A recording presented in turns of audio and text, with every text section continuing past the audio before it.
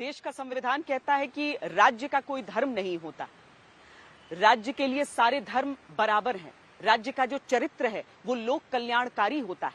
ऐसे में उत्तर प्रदेश के संस्कृति विभाग के एक खास आयोजन के लिए भेजी हुई चिट्ठी पर सवाल उठ रहे हैं।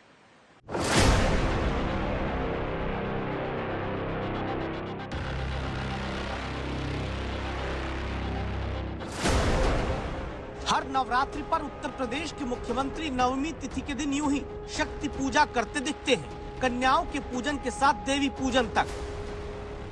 लेकिन अब उत्तर प्रदेश में सिर्फ मुख्यमंत्री नहीं बल्कि सरकारी स्तर पर शक्ति की आराधना सुनिश्चित हुई, जिसमें उत्तर प्रदेश के संस्कृति विभाग की तरफ से सभी जिलाधिकारियों को भेजे गए पत्र में लिखा गया है कि 22 मार्च से 30 मार्च तक नवरात्रि के दौरान देवी मंदिरों, शक्ति पीठों में दुर्गा सप्तशती का पाठ, देवी गायन, देवी जागरण के कार्यक्रम आयोजित किए जाएं। नवरात्रि के दिनों में मंदिरों में आयोजित सरकारी कार्यक्रम में महिलाओं बालिकाओं की भागीदारी सुनिश्चित कराई जाए। 29 और 30 मार्च को अष्टमी रामनवमी के मौके पर ब्लॉक से लेकर जिले तक कमेटी गठित करके अखंड रामायण का पाठ हो। कार्यक्रम में स्थानीय जनप्रतिनिधियों को आमंत्रित करते हुए जन सहभागिता सुनिश्चित की जाए।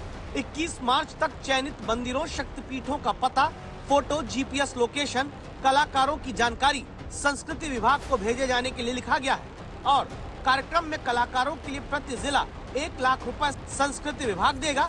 बाकी जिला प्रशासन अपने स्तर पर देखे, ये बता दिया गया है।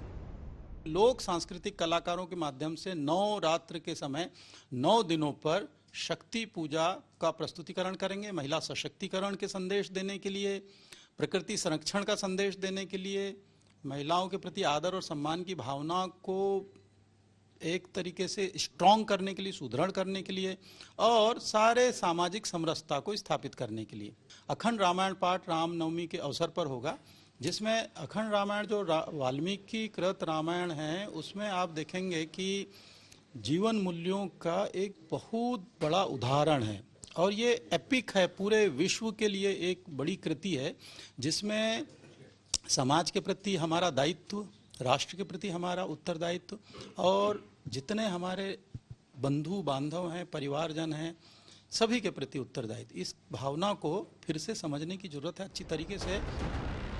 सवाल उठता है कि आखिर ऐसा अभी क्यों? आप याद करेंगे तो पाएंगे कि नवरात्रि के वक्त यूं ही हर जिले में मंदिरों में शक्ति पाठ, 9 दिनों में देवी जागरण, अखंड रामायण या मानस पाठ का आयोजन तो होता आ रहा है। फिर अभी सरकार की तरफ से इसे सरकारी स्तर पर हर जिले में कराने के निर्देश क्यों दिए गए? इसमें कोई ना सवाल की जरूरत है और ना किसी जवाब की जरूरत है। इतना ही कहूंगा, जय श्री राम, जय माता दी।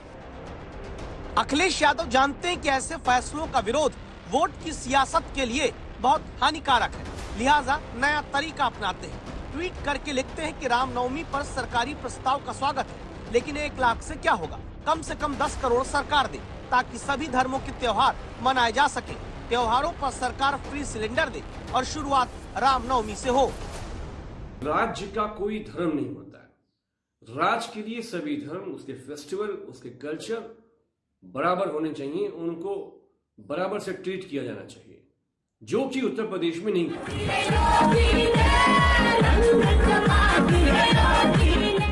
उत्तर प्रदेश में पहले भी कांवड़ यात्रा के दौरान हेलीकॉप्टर से पुष्प वर्षा सरकारी खर्च पर कराने के आदेश के बाद सियासत होती आई है, लेकिन ऐसी धर्म आधारित राजनीति हर लगे न फिट करी राजनीतिक रंग चोखा होए वाले मुहावरे के बेहद करीब नजर आती है।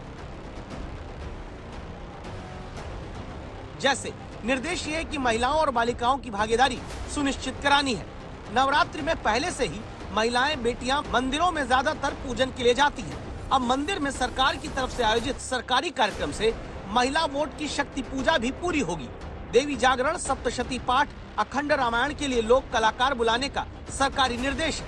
कलाकार सरकारी बुलावे पर आएंगे तो आस्था के नाम पर जुटी भीड़ तक सरकार को श्रेय देते हुए बड़ा संदेश पहुंचा देंगे।